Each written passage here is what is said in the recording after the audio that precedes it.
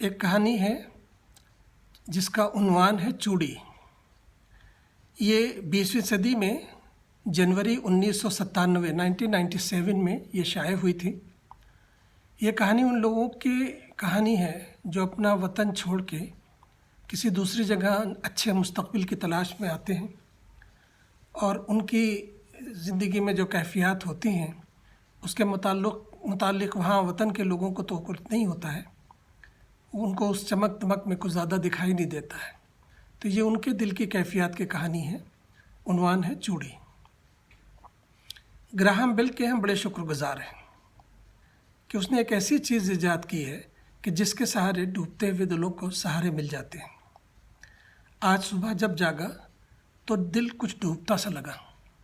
یقیناً یہ کچھ اور بات نہیں بلکہ اس کی جدائی کی گھٹن ہوگی، اور یوں بھی کوئی نئی نویلی دلہن کو چھوڑ کے اس طرح جلدی سے آ جاتا ہے۔ میں نے بے خیالی میں تکیے کے نیچے ہاتھ پھیرا اور وہ پیکٹ نکالا جس میں اس کی ایک سرخ چوڑی رکھی تھی۔ اس دن وہ بہت ساری چوڑیاں پہنے ہوئے تھی، اور جب وہ اپنا ہاتھ اٹھاتی چوڑیاں کھنک جاتی۔ آخر اس نے انہیں اتارنا شروع کر دیا۔ پھر کتنی دیر تک اس کا حنائی ہاتھ ہولے ہولے دبا کر احتیاط سے میں نے ساری چوڑیاں اتاری تھیں۔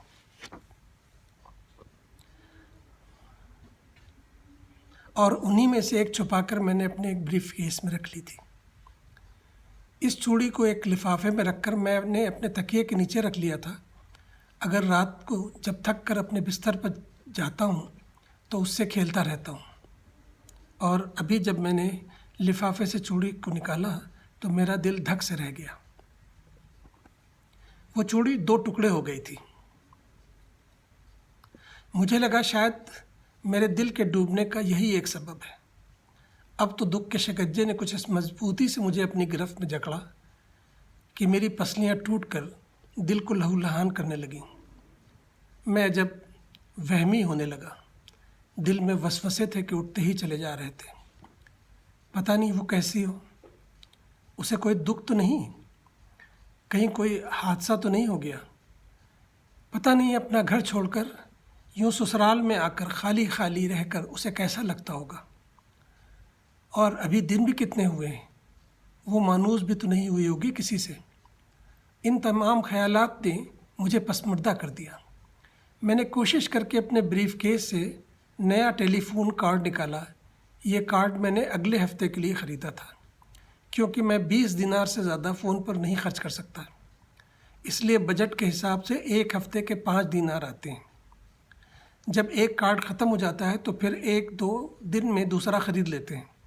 ابھی گھر پرسوں ہی تو بات ہوئی تھی، لیکن اس وہم کا کیا کرتا، دل کسی طرح قابو میں نہیں آ رہا تھا۔ آخر لیٹے لیٹے میں نے گھر کا نمبر ڈائل کیا۔ چھوٹی بہن نے فون کو ریسیو کیا اور آواز لگائی، اماں بھیا کا فون ہے۔ میں اس سے کیسے کہتا کہ بھائی بھابھی کو بلاؤ۔ اتنے میں اماں آ گئیں اور وہ بات کرتی رہیں۔ پھر اماں نے فون لیا اور بولی، ابھی پرسوں ہی تو فون پہ بات ہوئی تھی۔ پھر ہنس کر کہا، اچھا بہو یاد آ رہی ہوگی، ارے کوئی بہو کو بلاؤ۔ اس طرح کئی پائیدانوں سے گزر کر فون اس کے ہاتھ لگا۔ مجھے معلوم ہے کہ اس وقت ڈرائنگ روم میں سب لوگ کی نظریں اس کے اوپر جمی ہوں گی۔ تھوڑی دیر میں اس کی سانسوں کی آواز سن کر میں نے پوچھا، تم کیسی ہو؟ جی اچھی ہوں، اس کا مختصر سا جواب تھا۔ مجھے یاد کرتی ہو؟ جی بہت زیادہ۔ یہ کہتے کہتے اس کی آواز بہت ہی دھیمی ہو گئی تھی۔ میں تم کو بہت یاد کر رہا ہوں، صبح سے تم یاد آئے جا رہی ہو۔ کب آئیں گے؟ اس نے ایک مبہم سا سوال کیا، اور جواب دینے سے پہلے ہی کارڈ ختم ہو گیا۔ اور ویسے بھی اس سوال کا کوئی جواب نہ تھا، کیونکہ ابھی تو میں 1 ماہ کی چھٹیاں گزار کر آ رہا ہوں، اور اگلی چھٹیاں 1 سال کے بعد ہی ملیں گی، تو گویا 1 سال تک ابھی میں اس سے دور رہوں گا۔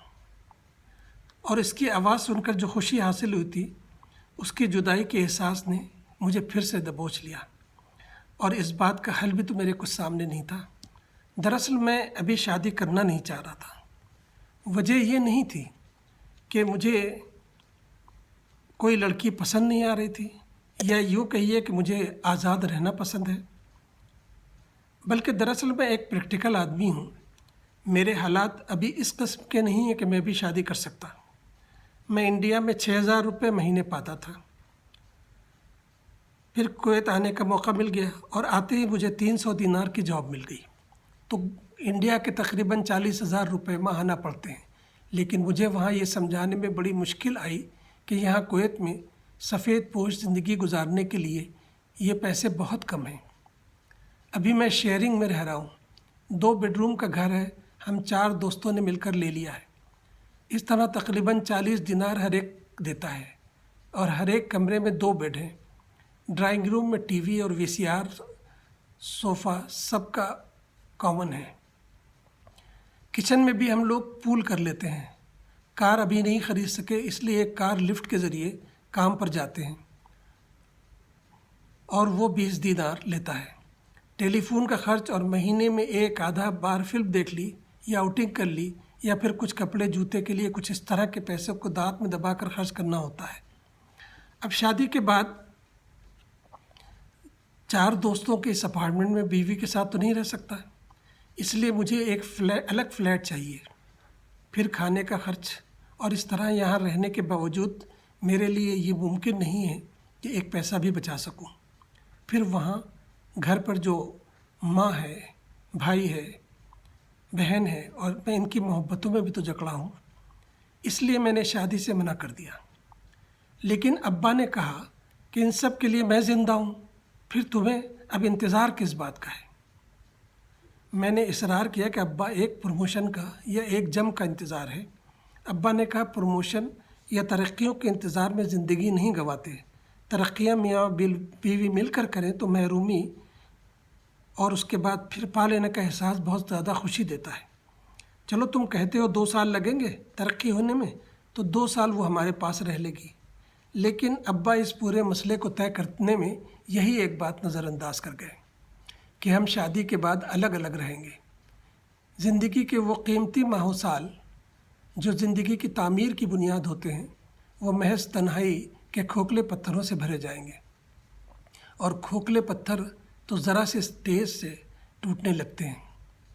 اگر وہ اس وقت میرے پاس ہوتی اور اس ٹوٹی ہوئی چوڑی کو بستر پہ پھیلائے یوں مزمحل نہیں بیٹھا ہوتا، شاید وہی کھلکھلا کر اسے اٹھاتی اور ڈسٹ بن میں پھینک دیتی، یا پھر میں ہی اسے آواز لگاتا اور کہتا لو یہ تمہارا پیار تو بڑا بودا نکلا، لو ایک مضبوط سی چوڑی اتار لوں۔